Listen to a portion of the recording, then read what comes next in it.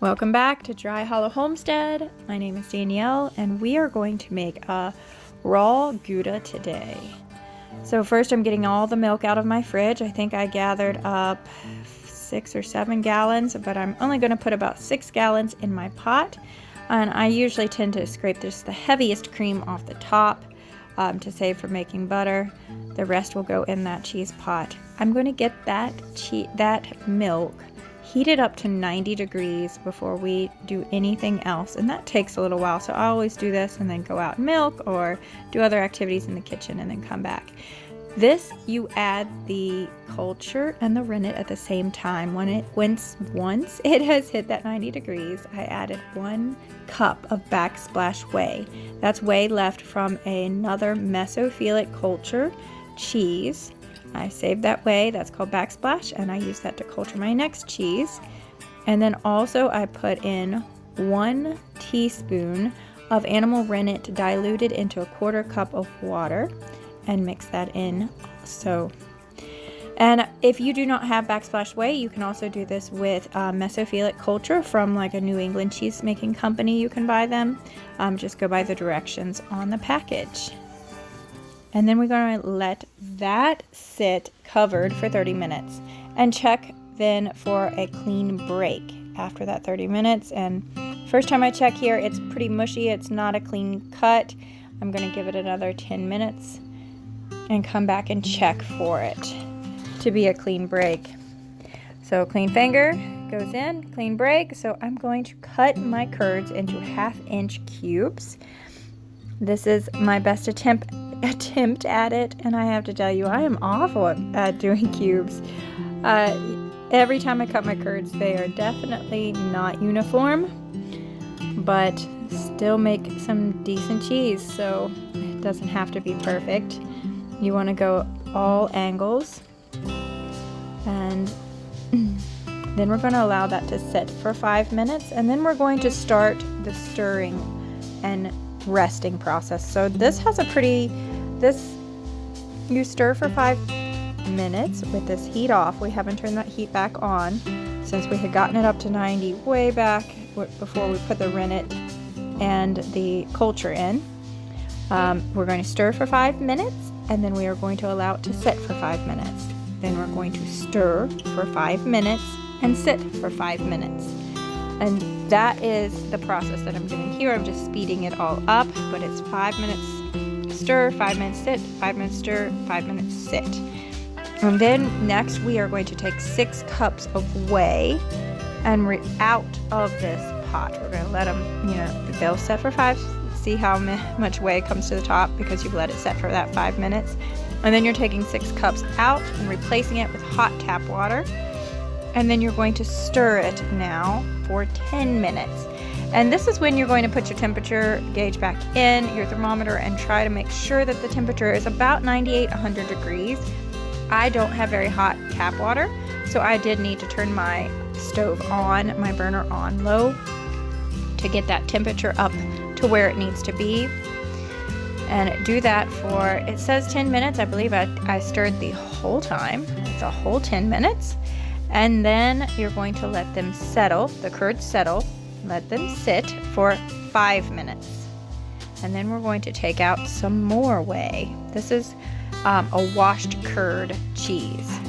When you're replacing the whey with water, that's what it's called, a washed curd cheese. So we're going to let that sit now for 5 minutes. Come back and take out, this time we are actually going to take out 5 quarts of whey and replace with 5 quarts of hot tap water. Sometime soon. I thought I had to rush a little faster than that. Okay, there I am taking out the whey. You can also save that whey from the very first time that you take the 6 cups out and make your next batch of cheese with that. And so I replaced it with the hot tap water, and I'm going to stir in the directions, say between 15 and 25 minutes. The temperature needs to be at about 105 degrees. So I'm checking there. I think I end up turning my stove back on because it's not very hot. And I start to squeeze in my hand these curds just to give me a good time or know when I need to get them off, when they are ready to be pressed. I know that it's going to be done any minute now. I'm not actually going to stir for the 25 minutes. I'm going to feel the texture. Once they are not squeezing out between my fingers when I squeeze them, they are more knitting together when I'm pressing them down, then I know that they are ready to be pressed. And that happens, I think, around the 15-minute mark this time.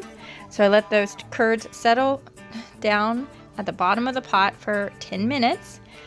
And then I'm going to press them. This is the point where once you drain out all your whey, and I actually drain most of it off camera into a large bucket that I pour in my garden. You can leave these curds in the bottom after you've gotten it to this point and mix in some red pepper, or you could do cumin seeds. I've done both of those. About 2 tablespoons is normally what I do. This is just, we did not do that this time. I'm just made this a regular Gouda.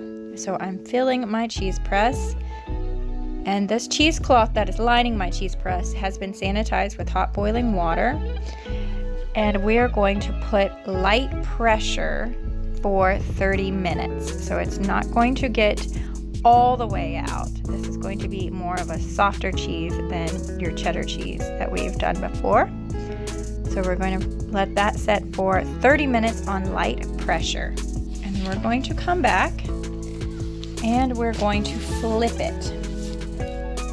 And when we flip it, we're going to make it into medium pressure at that point. This is not straight. I never get that straight. So here I am. This has only been 30 minutes. So I'm taking it out, checking till it looks good. It's beautiful. Gouda is such a pretty cheese. And delicious. It's a very mild cheese. Almost everyone that tries it likes Gouda. So now I'm pressing with medium pressure press after for about overnight. Hours. So I'm going to let it go it all night. Press overnight and then with medium pressure. And then what you do next is you put it in a salt brine for 20 hours. 24 hours. I just flip it halfway through. Salt brine. This is an 18% salt brine. It is 5 cups water, 1 cup salt. So it is a very saturated salt brine. And I just did that until I had, this is probably a 3-gallon container, and I have it a little bit more than halfway. This is more than I needed, but I wanted to make sure my veal could fit down in there. So I made sure, I think I ended up doing like 20 cups of water and 4 cups of salt, but just do that ratio and keep going until you have enough. And then halfway through the 20 hours, 24 hours, I took it out of the press yesterday morning, and then I stuck it in here. You don't want this to be hot when you put your cheese in it. So go ahead and mix this up with warm water and let it be overnight. Like while this cheese is pressing, go ahead and make sure you have one of these made to brine it when it is done pressing.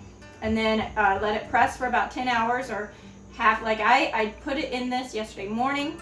And halfway through the day, it was not halfway through the day. Last night, before I went to bed, I flipped the cheese inside the brine.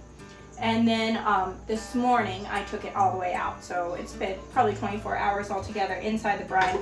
Now that I have this made, I can keep this in the fridge, which I do usually have one of these. I had to make this one fresh because it had been several months since I had made a Gouda. And that is a brined. There are several cheeses that you brine, and Gouda is one of them. Cheddar is actually the only one you really don't brine because you actually mix the salt in with the cheese. But a lot of other ones are brined. So this is a really good thing to keep in an outside fridge if you have, like a storage fridge or a beer fridge. Ours is beer that is 90% milk right now, just the way it goes. And I would label that and put it in your fridge for several months, and you can actually just replenish it. The reason I had to make a new one is we actually had to get together and we had so much stuff to go out in that fridge. I had to have the room, so I stuck this outside of the fridge, and it got mold on the top, so I knew I needed a brand new fresh one. So then you're going to air dry your Gouda on the counter. This has been out for just a few hours, and flip it every now and then. You should cover it with something so that no flies or anything will get on there. You want this to be They say like a clammy handshake, just a little drier than a clammy handshake. And then you're going to vacuum seal this and store it. I always age all of my cheeses in the fridge because I do have a cellar, but it is too warm for, the perfect temperature is 55 degrees. My cellar is too warm, my fridge is too cold. I meet in the middle with my fridge because I would rather it take longer to age than age too quickly or go bad on me. So I vacuum seal that and I will store it in my fridge. And I can show you how I vacuum seal it when this is all the way air dried. Okay, this Gouda has been sitting on the counter covered and it has been air drying now for three days. We're gonna go ahead and vacuum seal it. I'm gonna show you how I do that. I'll bring you in a little closer. All right, so I have one of these food savers. We go to Costco all the time. Costco is lovely. I love Costco. I'm going to make a bag. We're going to seal one side. That is going to seal up this. That has a roll in it. We're going to seal it up. And I really like when I make a 5-gallon wheel. This was actually 6 gallons, but it was a very, maybe, this is Gouda. Sorry, I'm getting confused. I have an Asiago in here. Tutorial will come out in a few days. But this Gouda, I think it was 6 gallons, not 5. All right, so this fits really good in the size vacuum sealer that I have, which is handy. I don't want to have to get any kind of special equipment. So if I were to ever try to get a bigger cheese pot and a larger press and a larger follower and mold, I would also need to figure out a way to store the cheese in a vacuum seal without using this. So right now this is awesome. I love this setup. I have everything the way I need it. You put your other end there. Turn it, lock it. It's called lock. Man, some days. Okay, words are hard sometimes.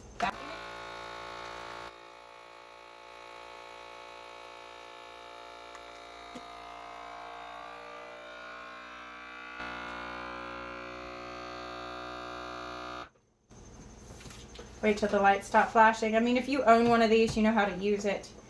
But it really does come in handy. I actually bought this just because of making cheese, but now we use it for everything. We should have bought it many years ago because we do, we butcher and the husband is a deer hunter, so we can do our own meat processing.